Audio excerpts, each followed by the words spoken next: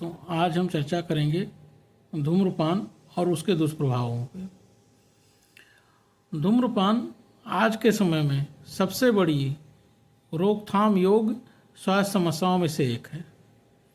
Cigarette, बीड़ी, हुक्का, चिलम या किसी भी रूप में तंबाकू का सेवन शरीर के हर अंग को नुकसान पहुंचाता है, लेकिन जो सबसे ज़्यादा ये नुकसान करता है वो है फेफड़े।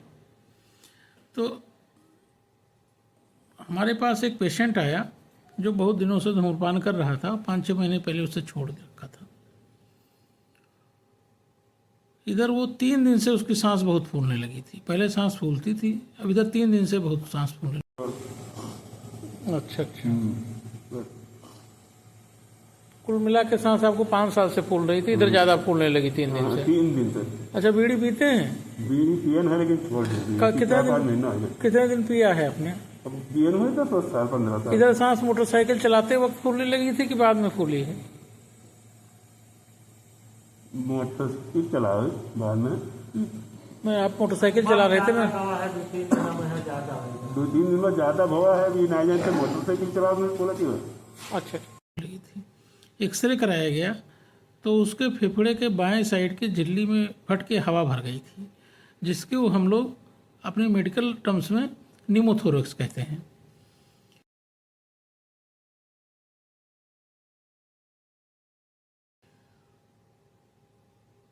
तो बीड़ी वो बचपन से पी रहा था।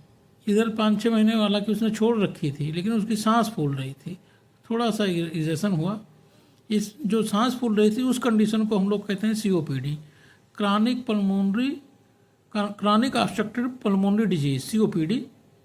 और इस COPD में फेफड़े फूल जाते हैं, गुब्बारे की तरह हो जाते हैं, लेकिन वो बड़े तो होते हैं आकार में, लेकिन काम के नहीं होते। थोड़ा सा खांसी आई 3 दिन पहले, उसका बुल्ला रप्चर हुआ और वो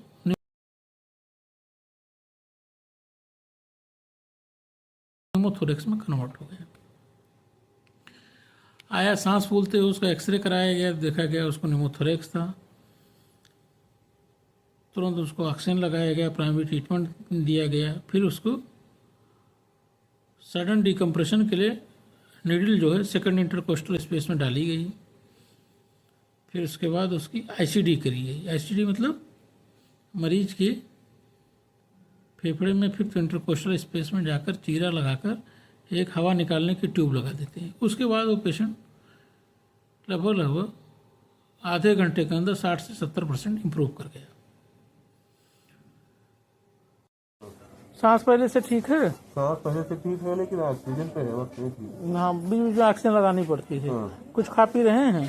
अब हमको जूस मिला है, बोले थे कि डॉक्टर बोले हो मिला है। अच्छा, तो वो दाल वाला जो आता है। अच्छा। नींद आ रही है? नींद 2.5 घंटा सोए नहीं। सीने में दर्द? सीने में दर्द है, जहाँ आप ये चीरा है हाँ, वहाँ पे दर्द हो रहा है। जो इसको चादर को हटा दीजिए जरा। है ना, हाँ, इसको नीचे करो। ठीक है।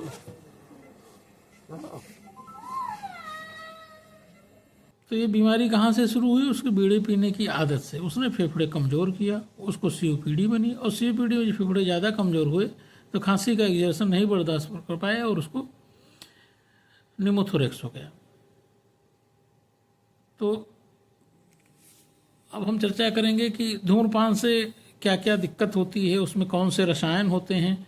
तो एक सिगरेट में लगभग 7,000 प्रकार से ज़्यादा रसायन होते हैं और ये अत्यंत विषैले और कैंसर पैदा करने वाले होते हैं।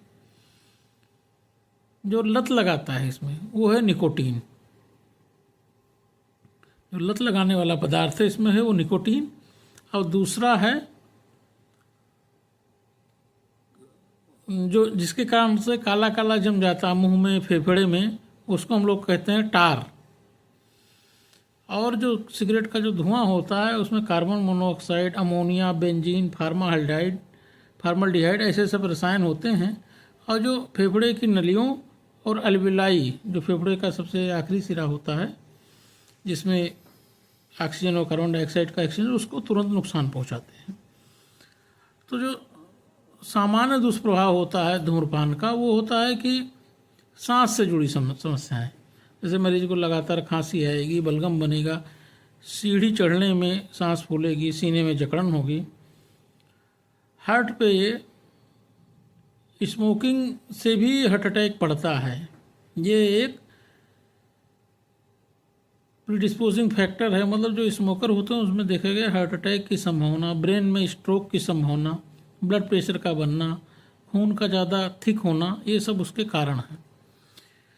स्मोकिंग से कैंसर का खतरा मुख्य रूप से फेफड़े का कैंसर, मुंह, गले, जीभ का कैंसर, भोजन की नली का कैंसर और मूत्राशय का कैंसर, ये सब ज़्यादा देखा गया है। मरीज की इम्यूनिटी कम हो जाती, स्मोकिंग वाले मरीजों की इम्यून पावर कम होती है, उन्हें बार बार संक्रमण होता है, टीबी और निमोनिया का खतरा रहता है और घाव भरने में देरी भी देखी गई है। अब इसका धूम्रपान का फेफड़े पर असर क्या पड़ता है? इससे फेफड़े की नलियां सक्रिय हो जाती हैं, इसको हम लोग कहते हैं ब्रोंकोकंस्ट्रिक्शन हो जाता है। अब अंदर जो सफाई करने वाले सीलिया होते हैं वो नष्ट हो जाते हैं, एल्वेलाई टूटने लगते हैं और फेफड़ों की जो लचीलापन होता है, इलास्टिसिटी जो होती है वो खत्म हो जाती है और इसी प्रक्रिया में फिर सीओपीडी बन जाती है।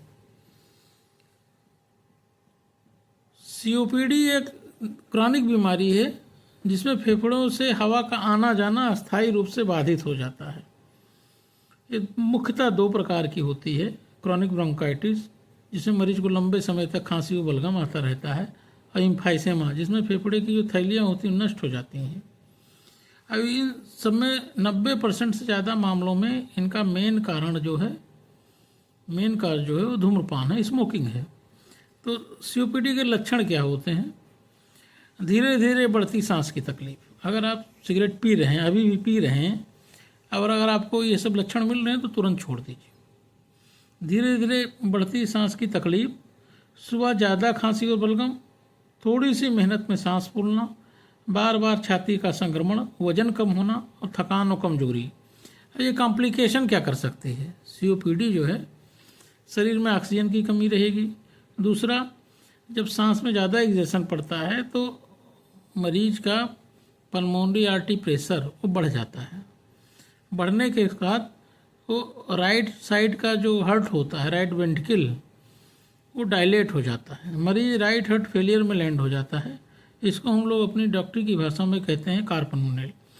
इससे दो चीज़ें गड़बड़ होती हैं, मरीज को बार बार अस्पताल में भर्ती करना पड़ता है।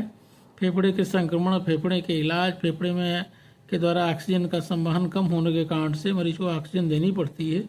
अब जीवन की गुणवत्ता में भारी गिरावट। जो आदमी बोझा उठा के चल सकता था, जो आदमी अपना दीवार जोड़ सकता था, भारी काम कर सकता, वो ये सब काम नहीं कर पाता। वो कोई छोटा मोटा काम करके ही जीविकोपार्जन करता है। और ये बाद में कभी कभी न्यूमोथोरेक्स करती है, जो हमने पहले बताया, जो केस हमने डिस्कस किया। तो न्यूमोथोरेक्स कैसे पहचानेंगे? किसी मरीज को न्यूमोथोरेक्स होगा कैसे पहचानेंगे? उसकी सांस थोड़ी बहुत तो पहले से फूल रही होगी, लेकिन अचानक फूलने लगती है। जिस साइड में न्यूमोथोरेक्स होगा उसमें बहुत तेज दर्द होगा, बेचैनी होगी, और ऑक्सीजन की कमी की वजह से होंठ और उंगलियां नीली पड़ने लगेंगी, ऑक्सीजन का स्तर गिर जाएगा। यह एक मेडिकल इमरजेंसी है। इसमें मरीज को तुरंत ऑक्सीजन देनी होती है। छाती में ट्यूब डालकर हवा निकाली जाती है, इसको कहते हैं आईसीडी, इंटरकोस्टल ड्रेनेज। और गंभीर मामलों में, कुछ मामलों में इसमें मरीज की लोबेक्टमी, फेफड़े की अंदर से सर्जरी भी करनी पड़ती है, और इसमें मरीज को आईसीयू की निगरानी में रखना होता है। सीओपीडी के मरीजों की यह स्थिति बार बार हो सकती है। फेफड़ा चूँकि गड़बड़ है तो एक फूटा आपने उसका ट्रीटमेंट कर दिया, उसका दूसरा जगह पर फूट जाए। तो अगर कोई मान लो सिगरेट बीड़ी पी रहा है और 50 साल 60 साल की उम्र का हो गया है, तो वो कहता है कि अब इस उम्र में धूम्रपान छोड़ने का लाभ है, ज़िंदगी भर तो पिए हैं। हाँ, लाभ है। सीओपीडी की जो प्रोग्रेशन है वो आपकी धीमी हो जाएगी, फेफड़े के संक्रमण कम होंगे, न्यूमोथोरेक्स का खतरा घटता है, दवाओं का असर बेहतर होता है, और जीवन की प्रत्याशा जो है, आगे जीवित रहने की जो आयु है वो बढ़ जाती है। अब सब कुछ तो हो गया, अब धूम्रपान छोड़े कैसे? तो धूम्रपान के लिए मरीज की मजबूत इच्छा शक्ति और परिवार का सहयोग दोनों जरूरी है। आप निकोटीन के च्युइंगम आते हैं, उसको ले सकते हैं, और थोड़ी बहुत आपको टेबलेट भी चलेगी धूम्रपान छोड़ने के लिए। कुल मिला के धूम्रपान एक आदत नहीं है, बल्कि धीमी मौत की ओर बढ़ता कदम है। सीओपीडी जैसी लाइलाज बीमारी और न्यूमोथोरेक्स जैसी अचानक जानलेवा स्थिति का सबसे बड़ा कारण धूम्रपान यानी स्मोकिंग है। अगर आपने आज नहीं छोड़ा तो कल आपके फेफड़े साथ छोड़ सकते हैं। धूम्रपान छोड़ना ही सीओपीडी का सबसे प्रभावी इलाज है। धन्यवाद।